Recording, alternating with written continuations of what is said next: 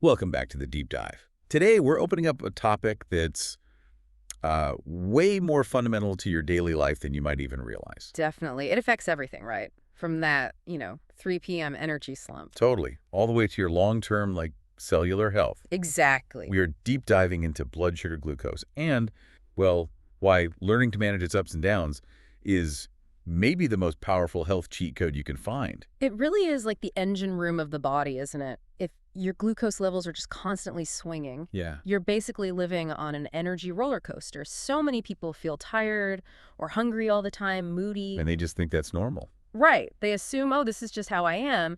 But often it's just a direct kind of mechanical response to blood sugar that isn't managed well. Okay, exactly. And our guide for this deep dive is the really practical science pulled together by Jessie Inchauspé. You probably know her as the glucose goddess. From her book, Glucose Revolution. Yeah, it's great stuff. And the mission here isn't just about listing the problems. It's about pulling out these incredibly easy, actionable tools, she calls them hacks, that let you smooth out those big glucose spikes without, resorting to impossible diets or giving up everything you love. It's about finding control, not deprivation. That's key. So what's the core thing we need to grasp here, scientifically? Well, what's fascinating is understanding the basic process. When we eat, especially things like starches or sugars. Carbs, basically. Right, carbs. That food gets converted into glucose, which then enters our bloodstream. Okay. And then your pancreas has to, scramble to release insulin. Insulin is the key that lets glucose into our cells for energy. Right. But if this happens really dramatically, really fast, we get this huge spike in blood sugar. And that's the problem, the spike itself. Well, what most people miss is that doing this over and over, day after day, these chronic spikes, that's where all the trouble really starts. Okay, let's unpack that. Let's really get into the stakes here, because if someone listening isn't diabetic, they might just think, why do I need to worry about the sugar from lunch an hour ago? That's a fair question. But the consequences, immediate and long-term, they sound pretty serious. What are we actually battling? If we connect it to the bigger picture, you could say we're battling cellular exhaustion. Short-term, that huge rush of glucose means a massive surge of insulin. Yeah.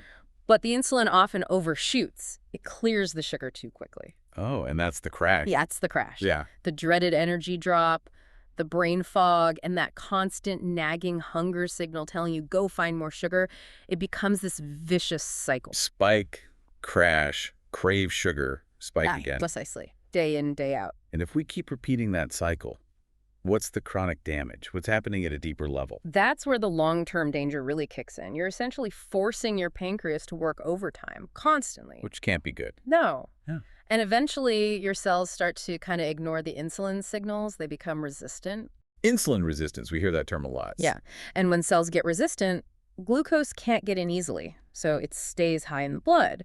That leads straight towards type 2 diabetes and causes major inflammation throughout the body. But even if you never actually develop full-blown diabetes, Even then, those elevated glucose levels cause something the source calls premature aging. okay, that sounds bad. What's the mechanism? How does high glucose age us? It's all about these things called advanced glycation end products, or AGEs, which is pretty fitting, right? Yeah. AGEs. Got it. So when you have too much glucose just floating around in your blood, it starts reacting with proteins and fats. It's a process called glycation. Like sugar sticking to things. Kind of, yeah. These AGEs basically gum up the works. They cause cellular wear and tear. They make your arteries stiffer, damage collagen in your skin. Wrinkles. Exactly. And they accelerate aging in pretty much every system in your body. So managing glucose isn't just about weight or energy. It's fundamentally about, physical preservation. Wow. Okay, so the key benefit for you listening is that the solution isn't about suffering or fearing carbs. Not at all. These simple, science-backed changes in behavior are like a toolkit. They're designed to help reduce those harmful AGs and smooth out that energy roller coaster, right away. Which brings us nicely to the foundational changes.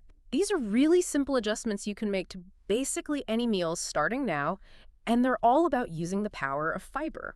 Let's start with the one that kind of flips everything we thought we knew about a dinner plate. Changing the order you eat your food. Hack number 1 is eat food in the right order. Tell us the sequence and why this timing thing is so powerful. Okay, the sequence is fiber first. That means vegetables. Veggies first. Then protein and fat. and save the starches and sugars, the carbohydrates, for last. Okay, fiber, then protein, fat, then carbs. Why? It completely changes the digestive process. If you eat fiber before anything else, you're essentially creating this physical mesh, like a speed bump, in your small intestine.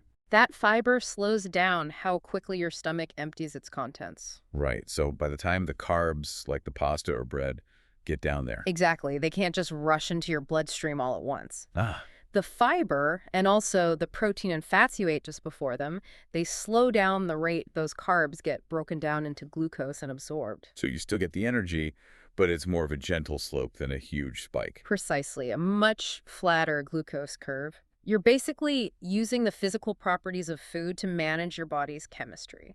It's quite elegant, really. That structural idea leads perfectly into the second hack, which is kind of a simplified version, leveraging fiber as a shield. If you can't manage the full sequence every time, the next best thing is simply to add a veggie starter. Yeah, this is the shield concept. It's the simplest form of protection, really. So what does that look like? It can be super simple, even just a handful of vegetables, a small side salad before your main course, maybe some broth with broccoli florets, or even just munching on some raw carrots or celery while you wait for your food. You don't need a massive salad. Nope.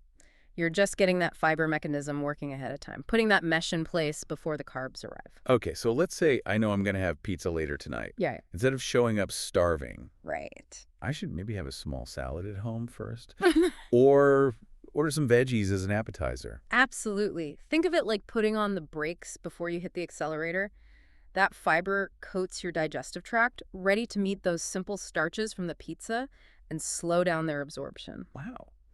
This one hack can have a huge impact on the glucose spike from the meal that follows. Often cuts it significantly. Okay, that's super practical. Now, those hacks deal with managing food as it goes in. What about dealing with glucose after it's already entered the bloodstream?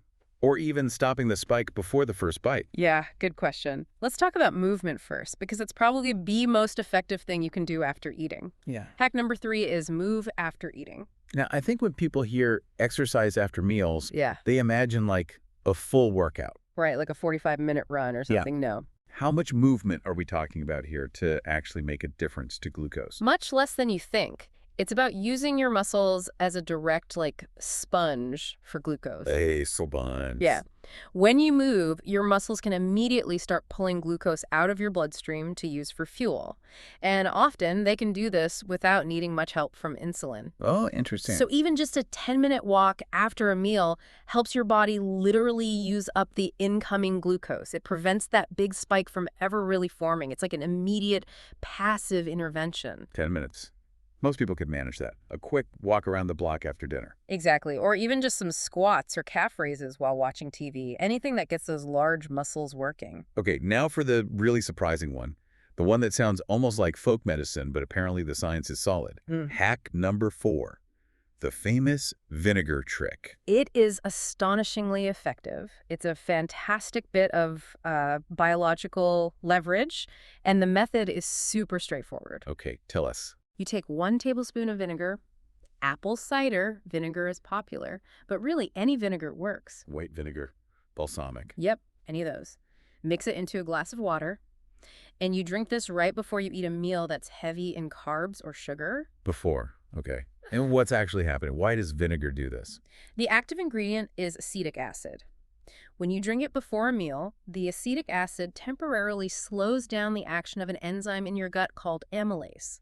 Amylase breaks down starches. Exactly. It breaks starches down into glucose. So by slowing down that enzyme, the vinegar slows down the conversion process itself, which means the sugar gets delivered into your blood much more slowly. That's clever. It is.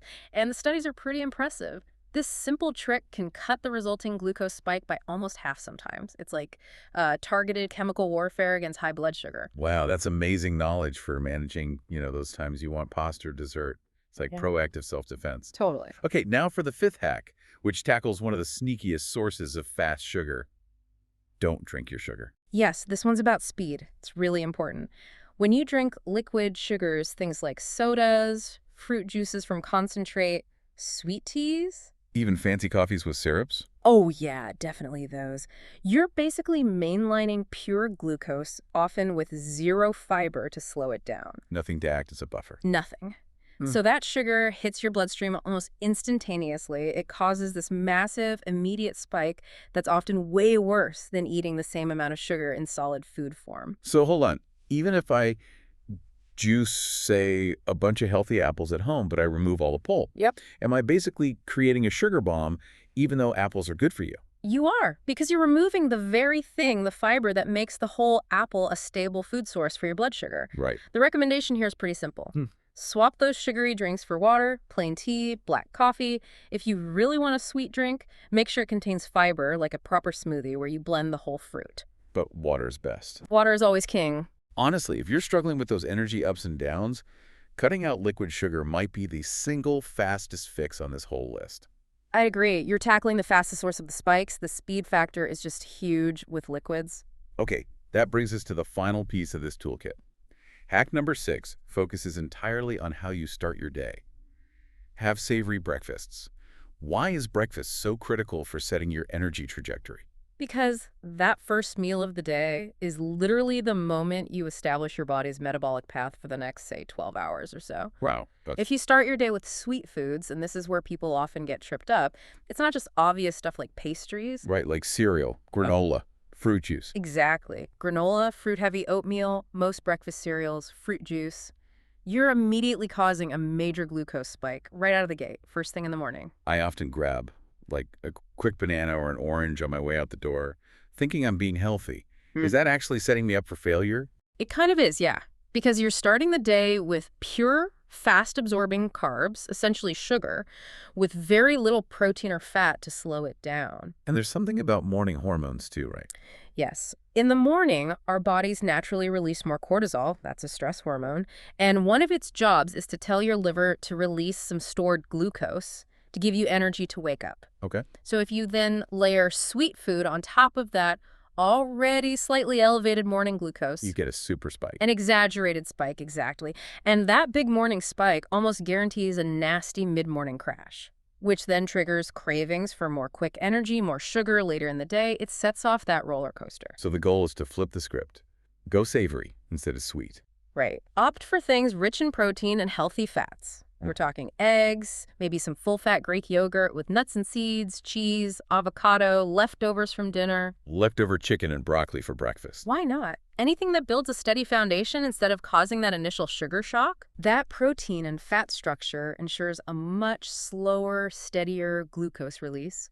It keeps your insulin levels low and stable and just sets you up for way better energy management all day long. It really feels like this whole Glucose Goddess toolkit is about being proactive, especially at that critical breakfast moment. That's a great way to put it. Proactive protection. Okay, so let's put it all together. We've got these 6 hacks. Eat in the right order, add a veggie starter, move after meals, use the vinegar trick, don't drink sugar, and have savory breakfasts. What's the overall impact when people actually start doing this stuff? Well, if you look at the results, people report the real-world outcomes. The list of benefits goes way beyond just, not feeling tired anymore. Yeah. People talk about having much better, more stable energy, obviously, but also significantly reduced cravings, especially for sugar. That's huge. It is. Noticeable improvements in skin appearance, better sleep quality, and often sustainable weight management or weight loss. And crucially, all of this without the stress and deprivation of traditional dieting. They're adding structure, adding knowledge. They're not constantly taking things away. That feels like the fundamental takeaway here, that just knowing this stuff gives you real power. Knowledge is power in this case, absolutely. Knowing when to eat your fiber or when to take that short walk or when that splash of vinegar makes a difference. It gives you immense leverage over your own biology. You stop feeling like a victim of your cravings. Exactly. And start feeling empowered by your choices. It reframes the whole experience of eating. These small, smart changes give you back control. They really do. You move out of just reacting to hunger and crashes and into proactively managing your body. And by flattening those repeated spikes day after day, you're actively protecting yourself from those really serious long-term problems, heart disease, accelerated aging, all that stuff. It's basically a preventative health strategy disguised as simple lifestyle tweaks. Perfectly said. An empowering strategy. So maybe that's the thought to leave you all with today. The real power isn't necessarily in cutting out foods you love forever. It's in learning how to eat them in a smarter way. How does just changing the order you eat your food, saving those carbs for last. How does that shift your perception of what makes a meal satisfying?